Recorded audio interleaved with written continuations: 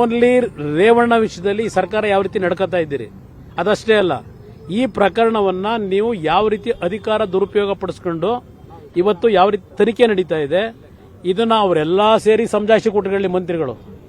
ನಾನು ಈ ಸಬ್ಜೆಕ್ಟ್ನಲ್ಲಿ ಏಕಾಂಗಿಯಾಗಿ ನಾನು ಕುಟುಂಬ ರೇವಣ್ಣವರ ಸಂಬಂಧಿಕನಾಗಲ್ಲ, ರೇವಣ್ಣವರ ರಕ್ತ ಸಂಬಂಧಿ ಆಗಲ್ಲ. ನಾನು ಎದುರಿಸ್ತಕ್ಕಂಥದ್ದು ಈ ರಾಜ್ಯದ ಒಬ್ಬ ಒಕ್ಕಲಿಗ ನಾಯಕನೂ ಅಲ್ಲ.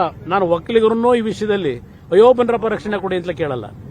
ನನ್ನ ಈ ಒಂದು ಹೋರಾಟ ಆಸ್ ಎ ಪೊಲಿಟಿಷಿಯನ್, ಒಂದು ಶಾಸಕಾಂಗ ಪಕ್ಷದ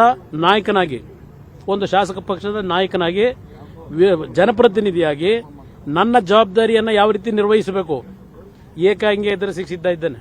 ನೀವು 10 ಜನ 20 ಜನ ನಿಂತ್ಕೊಂಡ್ಬಿಟ್ಟು ಏನ್ ದಾಳಿ ಮಾಡ್ತೀರಿ ಮಾಡಿ 3:30 ಗಂಟೆಗೆ ನಾಳೆ ನಾನು ಪತ್ರಿಕಾಗೋಷ್ಠಿ ಬರ್ತೀನಿ. ನಾನು ಕೇಳಿದ್ರೆ ನಾನೇನು ಹೇಳಿ, ನನಗೇನು ನನಗೆ ಸಂಪರ್ಕವೇ ಇಲ್ಲದೆ ಇದ್ದಾಗ ನೋಡಿ ಬಹಳ ಸ್ಪಷ್ಟವಾಗಿ ಹೇಳಿದ್ದೇನೆ, ನಮ್ಮ ಅವರಿಗೆ ಸಂಬಂಧಗಳು ನಾವು ಯಾವುದೂ ಇಲ್ಲ, ಅವರವ್ರ ವ್ಯವಹಾರ ಅವ್ರು ಇಟ್ಕೊಂಡಿದ್ದಾರೆ. ಇವೆಲ್ಲ ನಮ್ಗೆ ಗೊತ್ತಿಲ್ಲದೆ ಇರತಕ್ಕಂಥ ವಿಷಯಗಳು. ಈಗ ಅವ್ರು ಏನ್ ಮಾಡ್ತೇನೆ ಅಂತ ನನಗೇನು ಗೊತ್ತು? ನನಗೆ ಗೊತ್ತಿಲ್ಲಪ್ಪ. ನೀವೇನೋ ತೋರಿಸ್ತಾ ಇರಿದ್ದೇನೋ 15ನೇ ತಾರೀಕು 7 ದಿವಸ ಏನೋ ಕೇಳಿದ್ರು, ಬರ್ತೀನಿ ಅಂತ ಹೇಳಿದ್ರು, ಅದರಿಂದ ಇವತ್ತು ಬರ್ಬೋದು. ಮೊನ್ನೆನೂ ಯಾರೋ ನೀವು ಟಿವಿಗಳಲ್ಲಿ ನೋಡಿದ್ರಿ ಏನೋ 3 ಗಂಟೆಗೆ ಬರ್ತಾವ್ರೆ ಅಂತ ಹೇಳಿ. ನಮಗ್ ಗೊತ್ತಿಲ್ಲ, ನೀವು ವರದಿ ಏನು ಕೊಡ್ತಾ ಇದೀರಿ ಅದನ್ನ ನೋಡ್ತಾ ಇದ್ದೇವೆ ಅಷ್ಟೇ.